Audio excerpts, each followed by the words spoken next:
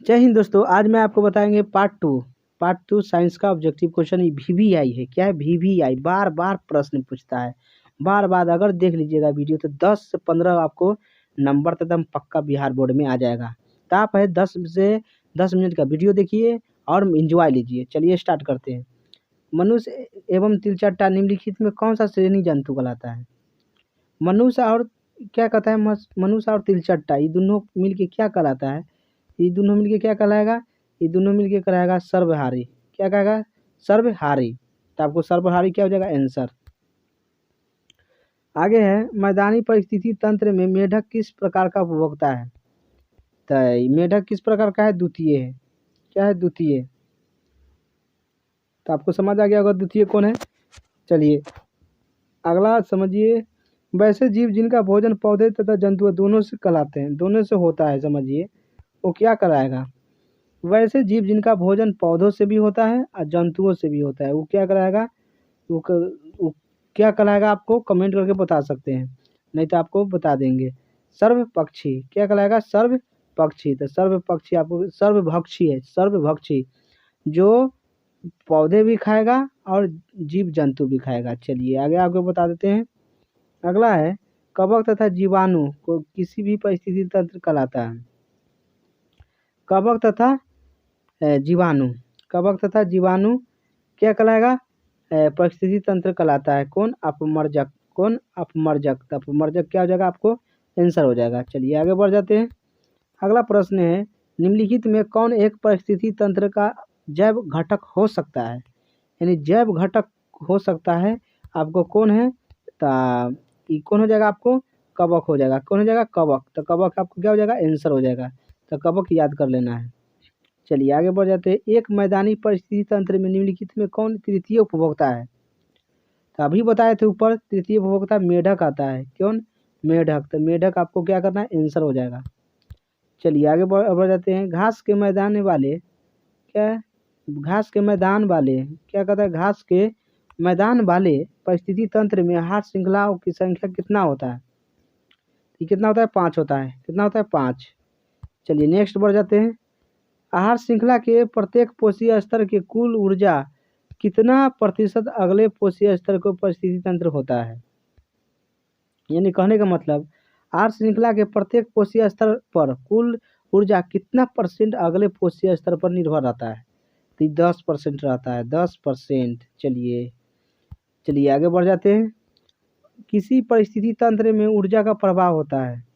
तो ऊर्जा का प्रवाह अभी ऊपर बताए थे, एक दिशीय। ऊर्जा का प्रवाह हमेशा होगा एक दिशा में। चलिए आगे बढ़ जाते हैं। एक आहार श्रृंखला में शाकाहारी द्वारा निर्माण होता है। तो शाकाहारी द्वारा निर्माण होता है क्या? द्वितीय पोषीय स्तर पर। द्वितीय पोषीय स्तर पर। तो आपको द्वितीय पोषीय स्तर आंसर हो जाएगा। अगला है, सूर्य के प्रकाश में उपस्थित पराबैंगनी किरण मानव के लिए क्या है? तो क्या है? हानिकारक हो सकता है। हानिकारक। तो आपको क्या हो जाएगा? हानिकारक ही हो जाएगा answer. A is the correct answer.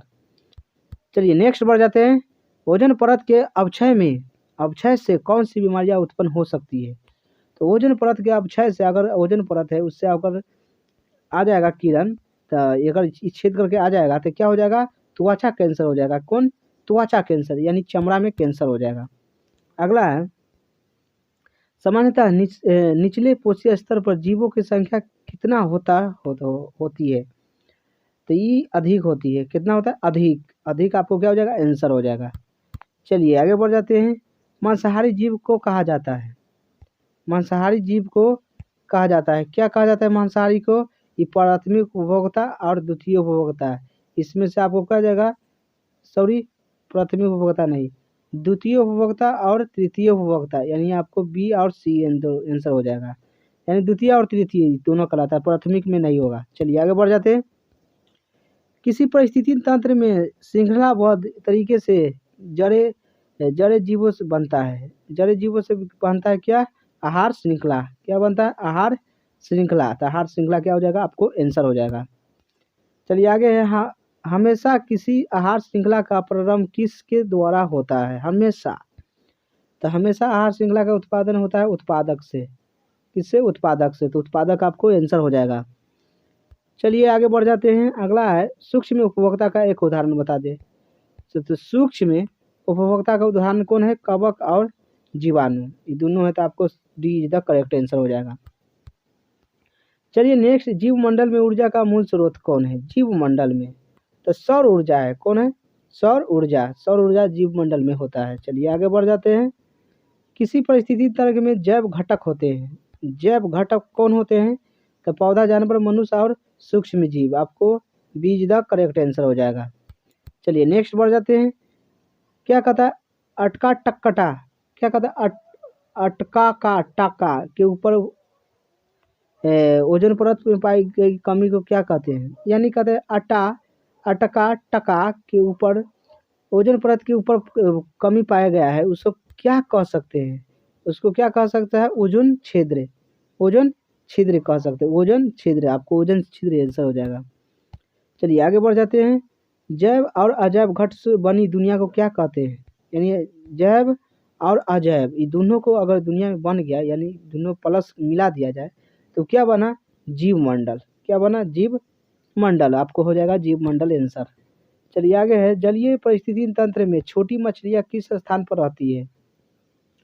तो किस स्थान पर रहती है? ये तृतीय स्थान पर रहती है। तृतीय स्थान पर रहती है। चलिए आगे बढ़ते हैं। आहार श्रृंखला का निर्माण हमेशा शुरू होता है। तो आहार श्रृंखला का निर्माण सबसे पहले शुरू कहाँ से होता है? उत्पादक से। कहाँ से? उत्पादक से। तो उत्पादक आपको क्या हो जाएगा? आंसर। आगे बढ़ जाते हैं। आहार श्रृंखला का विभिन्न स्तर को क्या कहते हैं? विभिन्न स्तर को क्या कहते हैं? पोषी स्तर। क्या कहते हैं? पोषी स्तर। तो आपको सी इज द करेक्ट आंसर, पोषी स्तर। चलिए आगे बढ़ जाते हैं। एक वन परिस्थिति तंत्र में हिरन होते हैं। तब हिरन क्या कहलाएगा? हिरन अगर किसी को मार के नहीं खाएगा तो ये प्राथमिक उपभोक्ता कहलाएगा। प्राथमिक उपभोक्ता। चलिए आगे बढ़ जाते हैं। इनमें से कौन एक जैव अनवीकरणीय पदार्थ है? तो डीडीटी। डीडीटी आपको जैव अनवीकरणीय पदार्थ है। चलिए आगे बढ़ जाते हैं। परिस्थिति तंत्र के जैव घटकों को जीवाणु एवं कवक कहलाते हैं। तो जीवाणु एवं कवक क्या कहलाएगा? तो इसमें से आपको कहेगा अपघटनकर्ता, अपमर्जक, सूक्ष्म उपभोक्ता, इसमें से सभी आपको क्या हो जाएगा? आंसर। चलिए आगे बढ़ जाते हैं। सभी शाकाहारी जंतु को कहते हैं। सभी शाकाहारी जंतु को कहते हैं प्राथमिक उपभोक्ता। प्राथमिक उपभोक्ता। चलिए आगे बढ़ जाते हैं। निम्नलिखित में कौन एक प्राकृतिक परिस्थिति तंत्र है? तो परिस्थिति तंत्र कौन है? तालाब परितंत्र। तालाब परितंत्र आपको आंसर हो जाएगा। आगे बढ़ जाते हैं। अधिकतम ऊर्जा किस स्तर पर रहती है? अधिकतम ऊर्जा किस स्तर पर रहता है? सबसे ज़्यादा रहता है उत्पादक में। किसमें? उत्पादक में। चलिए आगे बढ़ जाते हैं। CFC का व्यापक उपयोग होता है। तो CFC का उपयोग कहाँ कर सकते हैं? तो ये आपको कर सकते हैं एयर कंडीशनरों में, रेफ्रिजरेटर में, जेट इंजनों में, इसमें से आपको सभी में आंसर हो जाएगा। चलिए आगे बढ़ जाते हैं। उच्चतम श्रेणी के उपभोक्ता को निम्नलिखित में किस श्रेणी के उपभोक्ता को माना जाता है? तो ये तृतीय उपभोक्ता को माना जाता है। किसको? तृतीय। तो आपको ए इज द करेक्ट आंसर हो जाएगा। आगे बढ़ जाते हैं। जीव मंडल की स्वपोषी, संरचनात्मक एवं क्रियात्मक इकाई के कहते हैं। तो क्या कहते हैं? ये कहते हैं परिस्थितिकी तंत्र। चलिए आगे बढ़ जाते हैं। अगला है सूर्य के विकिरण।